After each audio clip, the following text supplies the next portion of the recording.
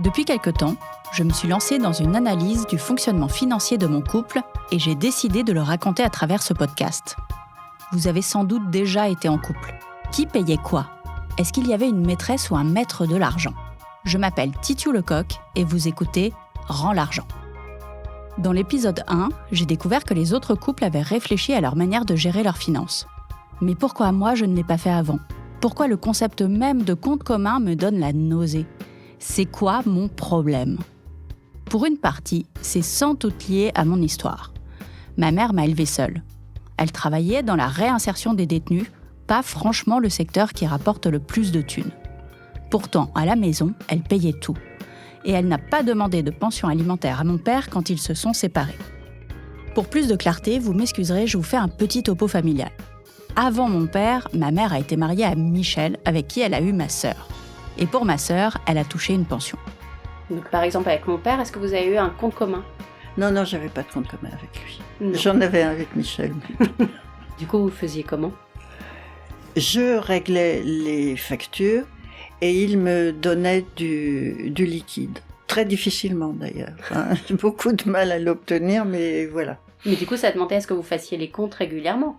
Puis il fallait que toi, t'ailles réclamer de l'argent. Oui, fallait que je réclame. Et pas qu'une fois. Et c'était à répartition 50-50, chacun paye la moitié ? Non. Tu lui demandais 30%.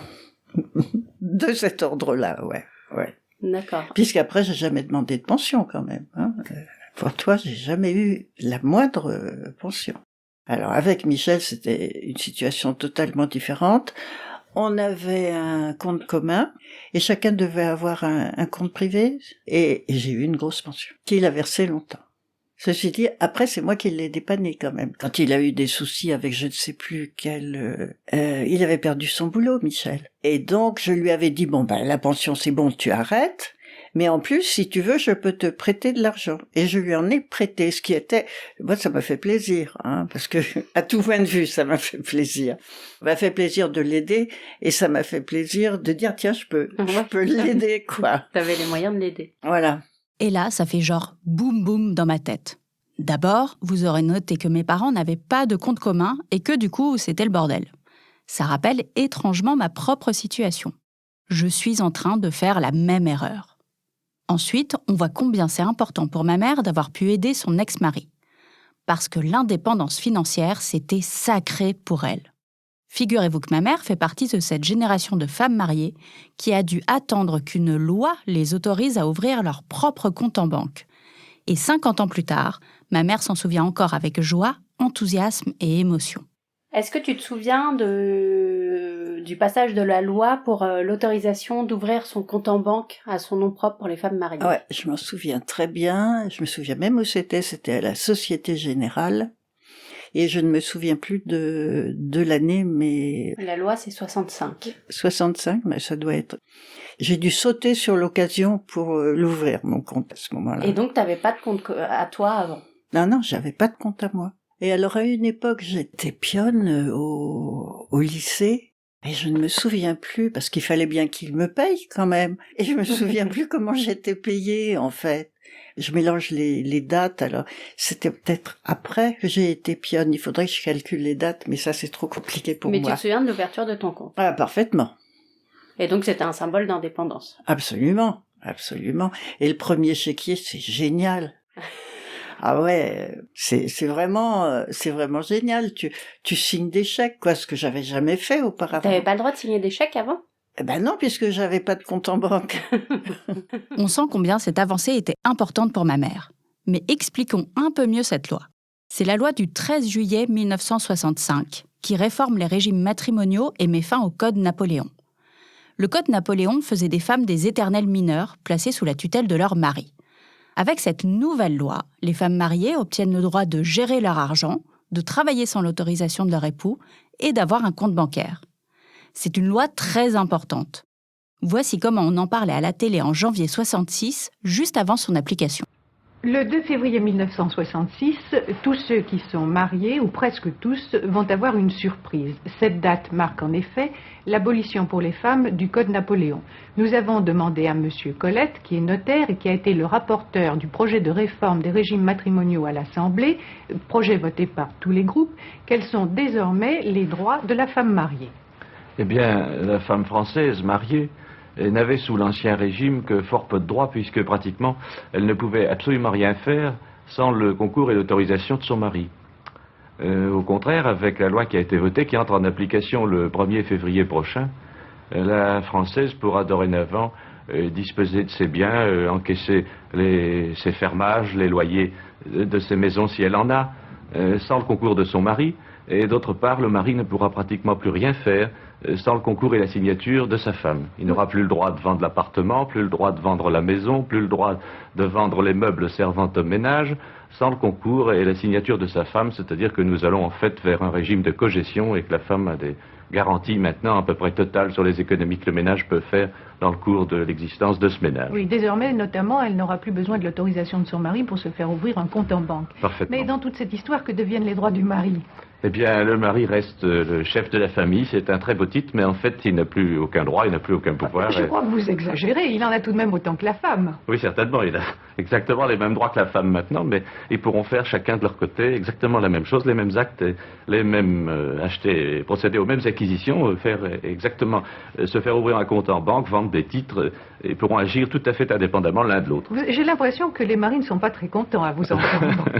Les maris sont peut-être un peu déçus d'avoir perdu cette vieille qualification de chef de la famille et de chef de la communauté surtout, car au fond la femme avant était en tutelle, il faut bien le dire. Ah, ces pauvres maris, déchus de leur domination. Le journaliste Yves Gros-Richard résumait avec malice l'opinion de ses maîtres bafoués. Chers téléspectateurs, l'homme qui vous parle, pendant qu'il en a encore le droit, était jusqu'à lundi soir un seigneur, un féodal, un potentat, bref, un homme marié. Nous sommes un certain nombre de millions dans ce cas. Depuis mardi matin, notre règne est fini. Une nouvelle loi est entrée en application. C'est la loi qui réforme les régimes matrimoniaux, qui donne aux femmes un certain nombre de droits nouveaux. Cette loi a été votée l'été dernier. Elle a été publiée, je crois bien, au journal officiel le 14 juillet dernier, date symbolique. Et il s'agit de savoir si, grâce à l'application de cette loi, la femme est désormais l'égale de l'homme. Cette loi était donc primordiale, et elle a suscité moult débats en France. Mais si je vous demande de citer des acquis du féminisme de l'époque, tout le monde pensera à l'IVG. La loi Veil. L'IVG a médiatiquement éclipsé tout le reste. Pourtant, l'indépendance financière comptait aussi énormément. J'ai demandé à Michel Perrault à la fois ses souvenirs de féministe sur le sujet et ses connaissances d'historienne spécialiste de l'histoire des femmes, parce que le mariage a longtemps été une question d'accumulation de richesses. Elle m'a raconté l'histoire du mariage et les usages qui allaient avec. Donc il y a quand même une série de lois sur le rapport des femmes à l'argent. Est-ce que c'était des revendications féministes ? Est-ce qu'à l'époque c'était important ? C'était un sujet qui était porté ? Ça l'a été, moi personnellement, dans le féminisme que j'ai vécu, non, on n'en parlait pas de ça, tellement. Hein. On va parler sur un autre point quand même. Mais dans le féminisme que je lis dans les livres, qui est, mettons, celui du XXe siècle, ou même d'avant la guerre 14, c'était une revendication quand même, ça. Les féministes comme Hubertine Auclair, Marguerite Durand, nos grandes ancêtres là, des années 1900, Marguerite Durand est morte dans les années 30, donc vraiment la charnière des deux siècles. Oui, elle revendiquait pour ça. Et la première grande revendication pour ça a été pour que les femmes mariées puissent recevoir directement, personnellement leur salaire. Car jusqu'à la loi de 1907, en principe, elle ne le pouvait pas. Dans un milieu ouvrier, théoriquement, on remettait le salaire de la femme au mari. Dans la réalité des faits, ça se passait pas toujours comme ça. Il faut peut-être rappeler que, le mariage, au 19e siècle et jusqu'à les années 50 peut-être, est la condition normale. Hein. On se marie. Voilà. Évidemment, ça diminue déjà au 20e siècle. Mais, par exemple, vers 1900, 88-90% des femmes sont mariées. Deuxièmement, le régime de la communauté des biens était celui de la majorité des couples, Ouais. avec beaucoup plus dans les milieux populaires que dans les milieux aisés. Dans les milieux aisés, il y avait un héritage des pratiques d'autrefois qui était souvent la séparation des biens. Par exemple, le régime dotal, un régime par lequel les parents remettaient une dot pour leur fille quand elle se marie, mais certains disaient mais une partie de cette dot doit rester sa propriété. Et ces pratiques-là venaient plutôt de l'aristocratie et de la haute bourgeoisie. Et c'était pour protéger les filles? Oui, un peu, pour protéger. Ah oui, les quand filles. même, ils voulaient quand même un peu les Oui, protéger. oui, un petit peu pour protéger les filles. Par exemple, quand George Sand, quand elle était Aurore Dupin, Oui. elle se marie, sa mère voulait qu'elle se marie, son père était mort, sa grand-mère était morte, il n'y avait plus que sa mère. Sa mère était d'origine populaire et se sentait très anxieuse devant cette jeune fille très indépendante et beaucoup plus cultivée qu'elle, évidemment. Bon, alors elle voulait la marier. Mais elle voulait la marier sous le régime dotal. C'est-à-dire pour protéger une partie de ses biens, ce qui d'ailleurs ne s'est pas fait. Ça a été le régime commun, bien en commun, si bien que quand George Sand a voulu se séparer de son mari, en 1836, il y a eu un procès avec un avocat qui était aussi son amant, enfin ça c'est encore une autre histoire, qui était un très brillant avocat, qui l'a bien défendu, et qui fait que la propriété qu'elle avait héritée de sa grand-mère, son mari la lui contestait en raison de la communauté des biens, et je ne sais pas exactement comment, j'ai pas étudié le dossier, il y en a d'autres qui l'ont fait. L'avocat a abouti à lui faire reconnaître véritablement cet héritage-là à elle. Et à se garder une indépendance financière. Absolument. Ah oui, absolument. Et en pleine propriété, non, qui était l'héritage de sa grand-mère, que son mari en aurait bien voulu garder, puisque le divorce n'existait pas. C'était la séparation, simplement la séparation des biens, justement. D'accord. Donc, c'était un peu hypocrite, c'était un peu comme un divorce en fait, non? Pas tout à fait, parce que vous n'aviez pas le droit de vous remarier. Ah oui. Ni l'homme ni la femme. George Sand, elle s'en foutait. Elle avait fait une expérience de mariage, elle voulait plus en entendre parler du mariage, vraiment pas. Mais il y a des gens que ça gênait.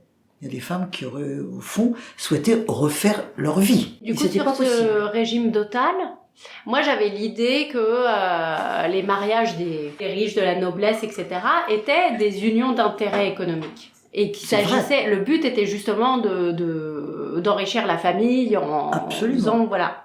Oui. Il y avait aussi ce but-là dans les mariages. C'est évident que la plupart des mariages n'étaient pas des mariages d'amour, étaient des mariages de raison, on se détestait pas forcément, mais enfin c'était quand même les familles, dès qu'elles avaient surtout beaucoup d'argent, dès qu'elles avaient de l'argent, qu'elles étaient des industriels, la bourgeoisie du Nord, textile. C'est dans cette bourgeoisie-là qu'il y avait le plus de calculs pour les mariages. On va marier le fils de telle dynastie textile avec la fille de telle autre dynastie textile. Et là, alors, on va faire une holding, en quelque sorte, voilà, par les mariages. C'était là que c'était le plus important. Donc, c'est probablement la bourgeoisie, et la bourgeoisie d'affaires, la bourgeoisie industrielle, qui a porté le plus loin cette alliance. Le mariage est une alliance, c'est pas un amour. Voilà, c'est ça, vraiment très important. Et dans les classes plus populaires, il y avait cette idée de faire un mariage pour être moins pauvre. Ah oui. Oui, aussi. Bien sûr. Un ouvrier parisien, par exemple, qui va épouser une domestique. Il la rencontre au bal, le petit bal, etc. Mais, bien sûr, l'attraction va jouer certainement un rôle très important. Il n'est pas indifférent quand même aux économies de cette femme. Généralement, les domestiques mettaient de l'argent de côté, à Paris, du moins à Paris. Elles étaient quand même mieux payées qu'en province, elles étaient nourries, logées, mal nourries, mais elles pouvaient mettre malgré tout un peu d'argent de côté. Et l'épargne des domestiques était considérée comme importante. Donc, un ouvrier qui veut se marier, il voulait pas toujours se marier, mais enfin à un moment donné, la plupart voulaient se marier, il va quand même faire attention à la nature de la fille qu'il va épouser. Est-ce qu'elle est bonne ménagère? Est-ce qu'elle est sérieuse? Et éventuellement, est-ce qu'elle a des petites économies? Et souvent, c'était par les économies de celle qui l'épouse, ancienne domestique, que lui soldait ses dettes. Très souvent, il avait des dettes.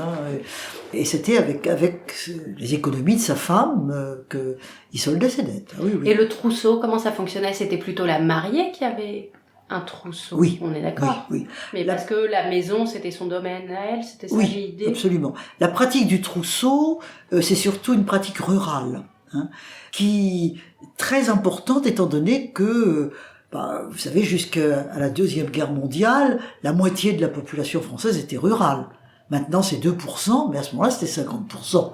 On a complètement changé, évidemment, de monde. Et dans les milieux ruraux, le trousseau est une pratique courante. C'est vraiment une histoire entre mère et fille. C'est la mère qui aide sa fille à préparer le trousseau, et c'est à ce moment-là d'ailleurs qu'elle lui transmet tout ce qu'elle doit lui transmettre. Aussi bien une recette de cuisine que qu'est-ce que c'est que le mariage. Là, il y a une espèce de transmission qui se fait de mère en fille. C'est d'ailleurs assez beau du point de vue. C'est assez beau en fait. Oui, absolument. Et ça, c'est important. Dans les milieux ouvriers, la mère avait pas grand-chose à transmettre, ça se fait beaucoup moins. Dans les milieux bourgeois, oui, la pratique du trousseau se fait, mais elle se fait comme une pratique un peu ostentatoire, si vous voulez. Par exemple, moi j'ai eu l'occasion d'étudier une certaine Caroline Bram, qui était la fille d'un polytechnicien du Faubourg Saint-Germain, etc., qui se marie, et dans son journal qu'elle a tenu, elle raconte tout ce que c'était son trousseau. Et le trousseau, ça faisait le lieu d'une exposition. Avant le mariage, il y avait presque une espèce de cérémonie où les pièces du trousseau étaient exposées pour montrer un petit peu. Mais alors, ce qui est très intéressant, c'est que dans ce trousseau, c'était surtout l'apport de la fille, mais il y avait aussi les cadeaux du futur mari. Donc c'est encore un peu autre chose. Une espèce des cadeaux, c'est à la fois apport de la fille et cadeau du mari.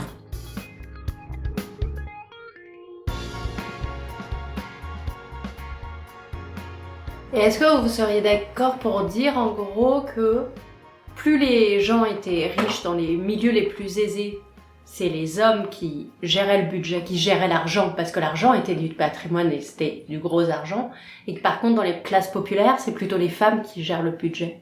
Ah oui, ça je crois. Et comment vous l'expliquez cette différence de répartition de genre? C'est des travails de... Oui, ça tient à la répartition des rôles sexuels dans les milieux populaires. Je vous parle ici plus des ouvriers d'ailleurs que des paysans, c'est peut-être encore autre chose. La femme de milieu populaire, ce qu'on attend d'elle, c'est qu'elle soit une bonne ménagère. Le mari considère que c'est à lui d'apporter le salaire, que de toute façon, le salaire de la femme, ça sera un salaire d'appoint. Donc, ce qu'il veut, c'est qu'elle gère bien, qu'elle s'occupe bien de sa maison, qu'il trouve un dîner possible le soir, qu'elle lui fasse une bonne gamelle, qu'elle s'occupe des gosses, etc., etc. Et puis, si elle peut apporter un petit quelque chose, ce que les femmes avaient à cœur, plus même que les hommes. Une ménagère parisienne notamment, quand elle a un peu réglé tout ce qu'elle avait à faire, elle va laver le linge d'une voisine, elle va garder un enfant, elle va porter le pain, fameuse porteuse de pain des romans populaires, et elle gagne un petit peu comme ça. Et elle le met de côté. Elle n'en parle pas trop. Au besoin, ça sera, certes pour boucler les fins de mois si c'est difficile, évidemment. Mais si ça fonctionne à peu près bien, il y avait quand même des moments où ça fonctionnait bien, ça sera pour une fête.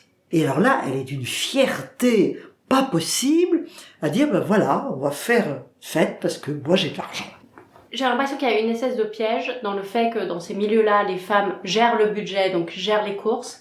Ça veut dire qu'elles savent combien il manque d'argent et du coup, s'il faut se priver, c'est elles qui se privent en premier. C'est évident.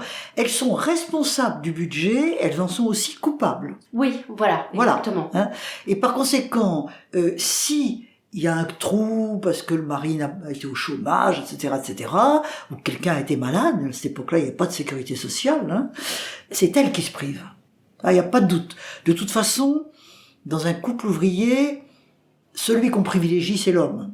Lui, c'est un travailleur forcément manuel à cette époque-là. Hein. Donc, il faut qu'il mange de la viande le plus possible. Il faut qu'il boive du vin. Il faut qu'il ait des nourritures viriles, fortes. Hein. La femme, du lait, du fromage. Alors qu'en vrai, elle se crevait à travailler aussi. Voilà, exactement. Mais c'est dans les représentations, c'est les devoirs que l'on doit respecter. C'est un peu comme ça, effectivement. Oui. Responsables, elles sont coupables. Et elles se sentent... vous savez, il y a une espèce de morale de la ménagère qui se constitue et qui fait que on est embarqué dans les valeurs et dans les représentations. Et qu'elles-mêmes, au fond, elles ne mesurent pas complètement ce qu'elles sont en train de faire, comme chacun d'entre nous. Du point de vue de la ménagère, on disait en France, elle est le ministre des Finances de la famille. Mais ça, d'après ce que j'ai lu, c'est une pratique française, plus que britannique. Chez les Britanniques, les femmes n'avaient pas, semble-t-il, ce pouvoir-là. Alors ça, pour vous expliquer pourquoi, j'en sais rien. Je sais pas du tout. Mais en France, les enquêtes du 19e, qui sont surtout les plus passionnantes, c'est les enquêtes de Leplay. Leplay était un sociologue, un premier sociologue, chrétien par ailleurs. Hein. Alors donc c'est un biais qui va peser sur ces enquêtes certainement. Mais enfin, il fait des enquêtes dans les familles, de manière extrêmement détaillée. Il prend un ménage, et puis il va l'étudier pendant 1 mois. Et puis, il va voir comment la ménagère dépense son argent. Il va lui demander de garder ses petits bulletins de paye, de petites factures, etc., de façon à pouvoir établir comment l'argent a été dépensé entre le loyer, le vêtement, la nourriture. Dans la nourriture, est-ce que c'est la viande, est-ce que c'est le pain, est-ce que c'est le vin, etc. C'est formidable. Incroyable. C'est formidable. Et on a comme ça une centaine de monographies de famille faites par Leplay et son équipe, et son école, on pourrait plutôt dire, entre 1860 et 1910 par là, qui sont des documents remarquables. Pour l'historien, c'est formidable, hein, parce que ça fait 50 pages à chaque fois. Hein. Et puis tout ça, c'est très statistique. Il y a des statistiques, le pain-temps, etc. Et en même temps, il y a des interviews, nous dirions maintenant ça, des entretiens, avec la mère, notamment. Hein. Pourquoi la mère ? Parce que c'est elle à laquelle les enquêteurs ont affaire. Elle est la ménagère, maîtresse de maison, et c'est elle qui s'occupe de tout ça. Donc, elle est, pour les enquêteurs, le point d'observation absolument central. Alors là où je vous disais qu'il y a un biais, c'est que Leplay est catholique, très ordre moral finalement, hein, et il croit à la famille. Et il croit au pouvoir de la femme dans la famille. Ouais. Donc il n'est pas exclu qu'en choisissant ses interlocuteurs, il les ait plutôt choisis dans le milieu qu'il connaissait, c'est pas, en choisissant des bons couples. Ouais. Ça biaise un petit peu l'enquête quand même. Ceci étant, il y en a quand même des mauvais. C'est-à-dire qu'il y a aussi des femmes dépensières dans l'échantillon, il y en a quelques-unes. Ça reste, avec les précautions qu'il faut prendre, des documents tout à fait exceptionnels. Mais pourquoi avons-nous, femmes, tellement de mal à assumer ces histoires d'argent ? La construction de la féminité, c'est le don. Les femmes donnent, elles sont au départ dans une société à peine monétaire, où c'est don contre don, elles donnent leur lait, leur corps, leur temps, avec en même temps l'idée que ça fait partie de la féminité, que c'est une femme donne. Voilà, elle est faite pour ça, toute sa féminité la porte à donner. Et son honneur de femme, c'est le don. Donc compter et calculer, voilà. C'est pas féminin. Absolument. Ça fait pas très féminin. Bien sûr.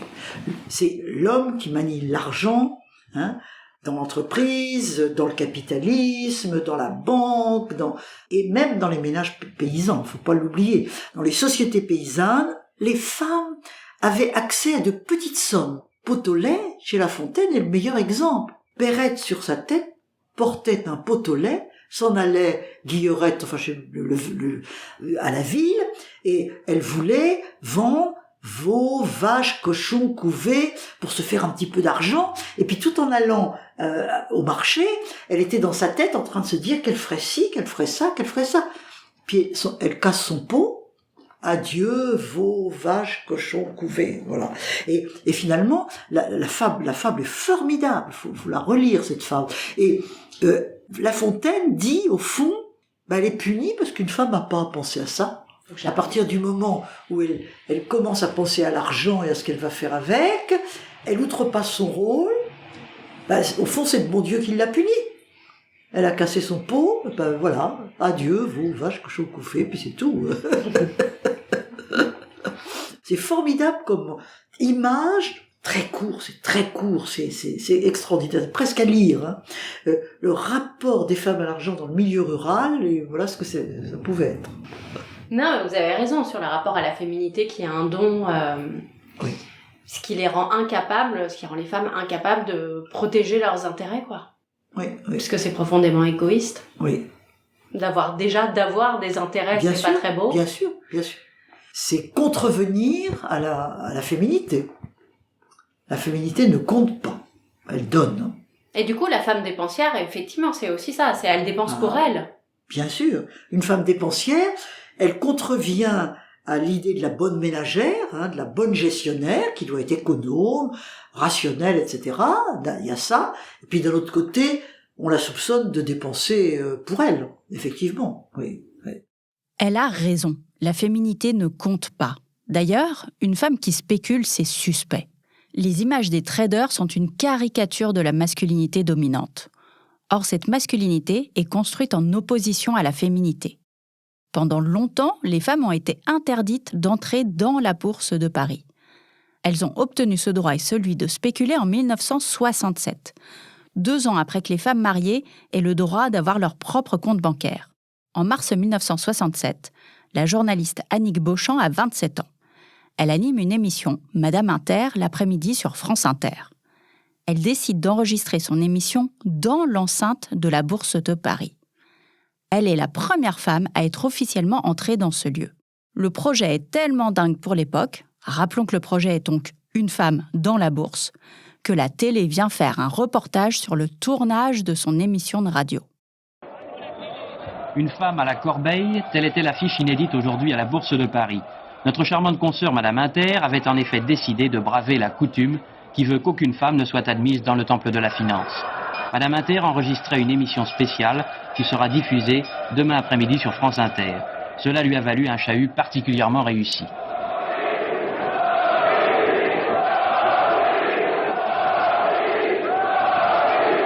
Madame Inter, vous semblez défier la bourse parce que non seulement vous êtes à l'intérieur de la bourse, mais vous êtes en plus à la corbeille. Est-ce que vous êtes impressionné? Oh, terriblement, ça je dois dire. Je ne sais pas si vous avez entendu tout à l'heure les cris, les acclamations, les sifflements, les applaudissements.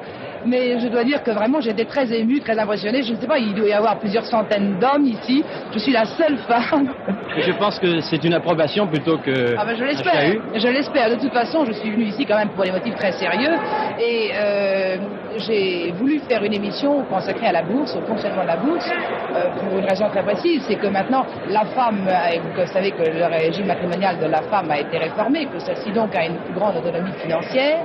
Et je pensais qu'il serait intéressant pour celle-ci de mieux connaître le fonctionnement de la bourse. Voilà pourquoi je suis venue. Mais j'ai décidé d'aller jusqu'au bout. Donc j'ai voulu faire l'émission en direct même de la corbeille de la bourse, à un endroit où seuls les agents de change ont le droit de pénétrer. J'y suis, c'est la première fois dans la longue histoire de la bourse qu'une femme pénètre dans la corbeille de la bourse, dans l'hémicycle de la bourse, qui est le fief des agents de change. J'y suis bien, un peu émue, mais j'espère que tout se passera très bien. Et vous allez inciter en somme les femmes à acheter des actions? Non, c'est pas mon rôle. Je voudrais simplement qu'elles comprennent un petit peu mieux le fonctionnement de la bourse. Je veux également qu'elles puissent venir visiter la bourse si le cœur leur en dit. Et d'ailleurs, je crois qu'à l'issue de cette émission, quand je poserai la question au syndic de la compagnie des agents de change, eh bien, il pourra apporter une réponse positive et effectivement dire que toutes les femmes qui veulent venir visiter la bourse pourront venir. C'est déjà un bon point. Vous allez provoquer une véritable révolution, en somme. Une révolution, je ne sais pas, mais une plus large information, c'est mon rôle. Héritière de cette histoire, de ces femmes qui ne pouvaient pas entrer dans la bourse de Paris, petite fille de ma grand-mère qui n'a pas eu le droit d'ouvrir de compte en banque avant l'âge de 54 ans, je comprends mieux pourquoi je suis aussi nulle avec l'argent. Et en même temps, je me dis que c'est précisément honteux. Je devrais m'intéresser à l'argent parce que c'est politique. Dans le prochain épisode de Rends l'argent, je rencontre quelqu'un qui va m'aider à organiser les finances de mon couple.